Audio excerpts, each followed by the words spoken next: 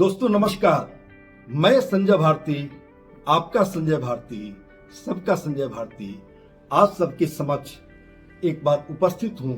आज कुछ अलग हटके चर्चा करने के लिए।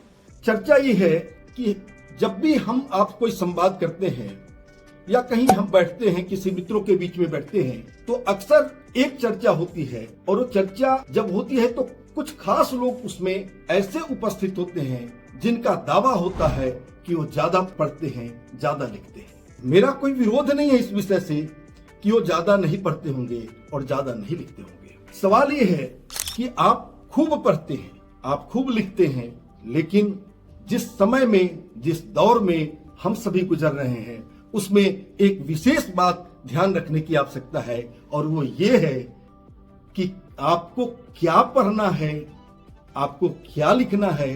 क्या आप वही पढ़ पा रहे हैं जो आप पढ़ना चाहते हैं, जो पढ़ने की आवश्यकता है, जिसकी आपको जरूरत है, जिसकी जरूरत इस समाज को है, जिसकी जरूरत इस राष्ट्र को है। हम लोग गांव में जब बचपन में थे तो माँ एक कहावत कहती थी और वो अक्सर बोलती थी, जरो विद्या बुद्धि बिना, अर्थात ऐसी विद्या जो बुद्धिहीन बना दे, जो विवेकहीन बना दे, जो संवेदनहीन बना दे, ऐसी विद्या विद्या नहीं होती। ऐसी विद्या तो आपको न मान सम्मान दिला सकती है, न आपके ज्ञान से कुछ खास चीज क्रिएशन हो सकता है, सकारात्मक क्रिएशन हो सकता है, जिसकी आज हमारे समाज को जरूरत है। दोस्तों, क्योंकि कई तरह की बातें हो रही हैं। एक कि जो पढ़ना चाहिए आपको, वो पढ़ाना किसी की जिम्मेदारी नहीं बन गई है। लोग वही पढ़ाना आपको चाहते हैं, वही लिखवाना आपसे चाहते हैं जो उनकी जरूरत है। किनकी? जो आपको उस तरह की पाठ पढ़ा रहे हैं। जैसे मान लीजिए सोशल मीडिया पर, जैसे मान लीजिए व्हाट्सएप यूनिवर्सिटी में आपको इस प्रकार की कई चीजें सिखाई जा रही हैं जिसकी न सत्यता से कोई लेना देना है, न वास्तविकता से कोई लेना देना है। न ही उसका प्रयोजन आपके जीवन में कुछ क्रांति कर सकती है, न ही उस ज्ञान से आपके समाज में कोई शांति आ सकती है। हाँ, आ सकती है तो एक उलझन, आ सकती है तो एक वैमनस्य। तो क्या हम चाहते हैं कि एक ऐसी शिक्षा, एक ऐसी विद्या हमें प्राप्त हो जिससे समाज में वैमनस्य पैदा हो, जिससे समाज में भेद पैदा हो, जिससे समाज में एक रूपता नहीं अनेक रूपता पैदा हो। खैर, अनेक रूप होने में भी बुराई नहीं है, लेकिन भारत देश तो ऐसा देश है जो अनेकों रूप में एक रूप कहलाता है और यही तो हमारे भारतीयता का पहचान है।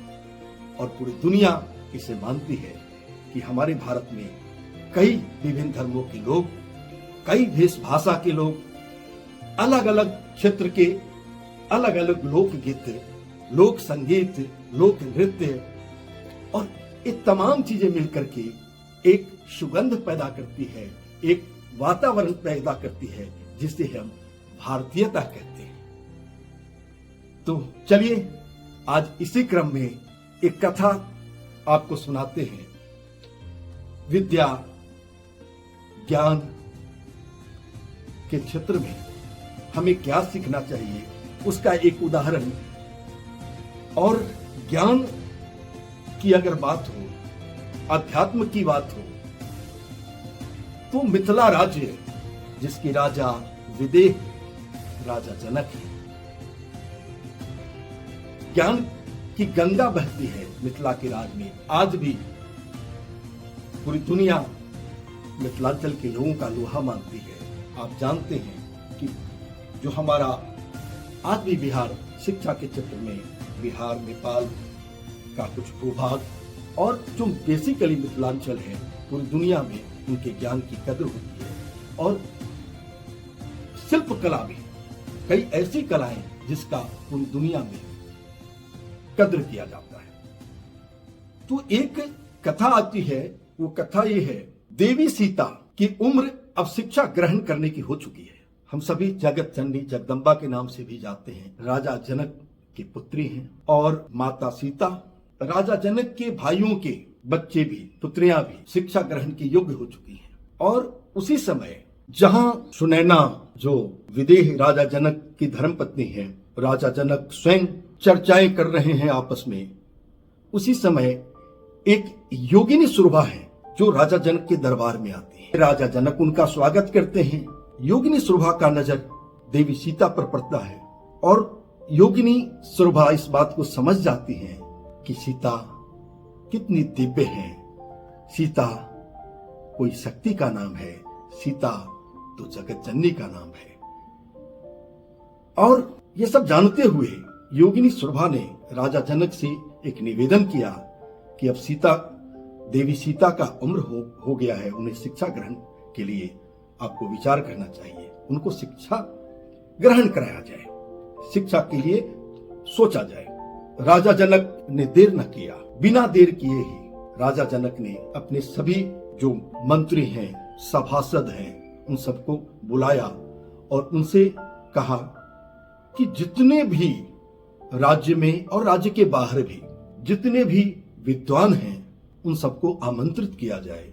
सब अपने विद्वत की चर्चा करेंगे और जो उसमें योग्य समझे जाएंगे, देवी सीता का शिक्षा का दायित्व उन्हीं का होगा। सभी जगह सूचनाएं जाती हैं। बड़े बड़े ऋषि, बड़े बड़े महर्षि, बड़े बड़े गुरु सभी राजा जनक के दरबार में आते हैं और उसमें से बहुत से ऐसे हैं जैसे कि गौतम ऋषि हैं, देवी गार्गी हैं, इस तरह के बहुत से ऐसे योग्य शिक्षक हैं, गुरु हैं, जिनकी इच्छा है कि सीता के शिक्षण का दायित्व उन्हें ही प्राप्त हो। राजा जनक ने सहस्त्र गाय देने का संकल्प लिया कि सीता और उनके बहनों का जो भी गुरु उनको शिक्षण की जिम्मेदारी लेंगे, राज परिवार से उन्हें सहस्त्र गाय दी जाएंगी। विद्वानों की टोली में एक पर एक महाविद्वान राजा जनक के दरबार में उपस्थित हैं।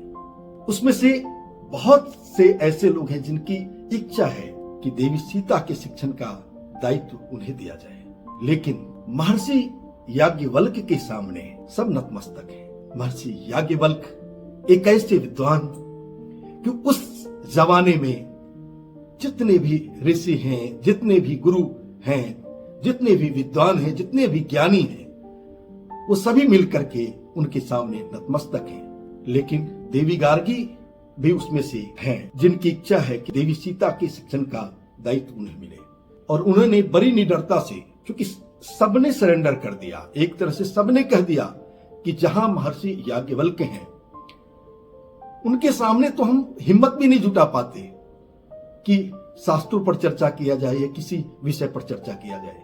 हम सब ध्वनि मत से उनके सामने अपने को पराजय स्वीकार करते हैं, कोई चर्चा की जरूरत नहीं है। लेकिन देवी गार्गी ने हिम्मत जुटाई और उन्हें महर्षि याज्ञवल्क्य को कहा कि मैं आपसे प्रश्न करना चाहती हूं और मुझे ये अधिकार मिलना चाहिए। देवी गार्गी जो स्वयं में एक महाविदुषी हैं और स्वतंत्र विचारों की महिला है, देवी सुनैना जो सीता की माता है, उन्हें इस बात की चिंता है कि सीता का शिक्षण देवी गार्गी के द्वारा न हो, क्योंकि वो नहीं चाहती थी कि जो स्वतंत्र विचार देवी गार्गी के हैं और वो कहीं भी किसी से संवाद करती हैं। सुनैना, चूंकि मिथिला में एक जो परंपरा है, एक लज्जा है, एक दूसरे के प्रति सम्मान है, तो देव जो महारानी है, महारानी की यही इच्छा है कि कोई और गुरु हो जो शिक्षण का दायित्व ले, विदुषी गार्गी से बच जाए मामला। लेकिन विदुषी गार्गी ने, देवी गार्गी ने महर्षि याज्ञवल्क्य को चैलेंज किया कि मैं आपसे संवाद करना चाहती हूँ, और उन्होंने कुछ प्रश्न पूछे। उस प्रश्न की चर्चा आवश्यक नहीं है कि उन्होंने क्या प्रश्न पूछे और महर्षि याज्ञवल्क्य ने क्या जवाब दिया। देवी गार्गी ने पराजय स्वीकार कर ली। दोनों तरफ से संवाद होता है और महर्षि याज्ञवल्क्य के ज्ञान के सामने देवी का ज्ञान, अथवा देवी ने उनके ज्ञान के सामने नतमस्तक किया, सम्मान किया उनके ज्ञान का, और वो वापस लौटने लगी। देवी सीता गार्गी को बार बार देख रही थी और वो चाहती थी कि गार्गी उनका शिक्षण करे। जब गार्गी जाने लगती है तो देवी सीता पीछे कुछ दूर जाती हैं और उन्होंने एक प्रश्न किया। अब जो उद्देश्य है इस कथा का, इस कहानी का, यहाँ पर ध्यान देने की जरूरत है। जो संवाद मैं आपसे कहना चाहता हूँ, देवी सीता ने गार्गी को प्रणाम किया और उनसे एक प्रश्न पूछा कि आपने पराजय क्यों स्वीकार कर ली, क्या ये उचित था?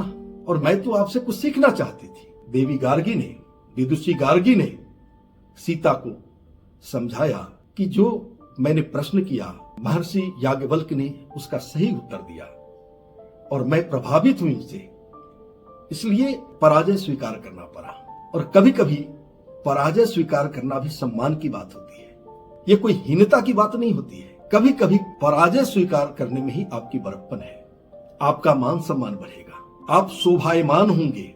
इस प्रकार विदुषी गार्गी ने देवी सीता को समझाने का प्रयास किया, लेकिन देवी सीता ने कहा मैं तो आपसे कुछ सीखना चाहती थी। अब यहाँ पर वो रहस्य है जिसको मैं क्लियर करना चाहता हूँ। देवी गार्गी ने पूछा आप हमसे क्या सीखना चाहती हैं? देवी सीता का जवाब सुनने लायक है। देवी सीता का जवाब सुनने लायक है और उनका जवाब ये था कि मैं आपसे यही सीखना चाहती थी कि जिस प्रकार निडर होकर के आप सवाल कर रही थी, सबने सवाल करने से मना कर दिया, किसी ने सवाल नहीं किया, लेकिन आपने सवाल करने का निडरता से, साहस से जो प्रयास किया, ये साहस, ये निडरता जो है मैं आपसे सीखना चाहती थी। देवी गार्गी, विदुषी गार्गी भी सीता, माता सीता, देवी सीता से काफी प्रभावित हो गई। कहने का इस कथा का तात्पर्य केवल इतना था कि क्या हम सवाल करने की स्थिति में हैं या हमारे विचारों पर जोर जबरदस्ती किसी का प्रभाव हो रहा है। हम कुछ ऐसे प्रभाव से तो नहीं प्रभावित हो रहे हैं जो हमें सोचने की क्षमता समाप्त करता है। दुनिया में कभी ऐसा नहीं हो सकता कि किसी विषय में प्रश्न पैदा न किया जा सके। सवाल तो बनते हैं। आप कितने अच्छे से अच्छे कार्य कर लें, फिर भी उसमें कुछ कमी की गुंजाइश रहती है, और जब कोई निडरता से उस पर सवाल करता है तभी उस छोटे से कमी को भी दुरुस्त करने का प्रयास किया जा सकता है। आपके सवाल में, हमारे सवाल में ही विकास की एक छोटी सी छुपी होती है। ऐसा नहीं कि कोई बुरा कर रहा है, अच्छा कर रहा है, विषय ये नहीं है।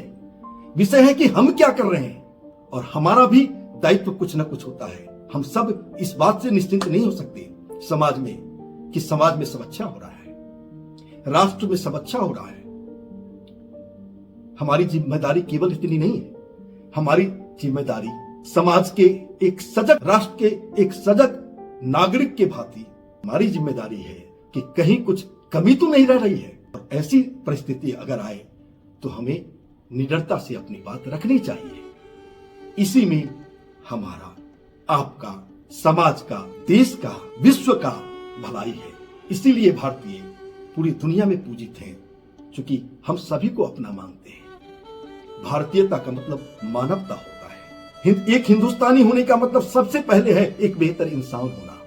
और अगर हम एक बेहतर इंसान न बन सके, हम एक बेहतर नागरिक न बन सके तो हमारा जीवन व्यर्थ है। वेदों ने, उपनिषदों ने, हमारे महर्षियों ने, हमारे देश के एक एक कलाकारों ने, कथाकारों ने हमको सबसे पहली अगर कोई शिक्षा दी है तो मात्र इस बात की शिक्षा दी है कि हम एक सच्चे इंसान बने। जो एक सच्चा इंसान है उसी के साथ अच्छा भला भविष्य हिंदुस्तान का है। बस आज के लिए बस इतना ही। देरी होती है आपसे मिलने में, आप सबसे मिलने में, मुखातिब होने में। दिल कचोटता है, दिल रोता है, क्योंकि जब कोई नहीं होता तो आप सबसे संवाद हो जाते हैं। प्रभु श्री राम के चरण कमलों में, सीता मैया के चरण कमलों में, और उन तमाम गुरुओं के जो अन्य किसी भी धर्म से आते हैं, उन सब महाविद्वानों के चरण कमलों में अपना प्रणाम करते हुए आज इस वाणी का यही विराम करता हूं। जय जय श्री सीताराम, जय जय श्री राधे श्याम। प्रणाम।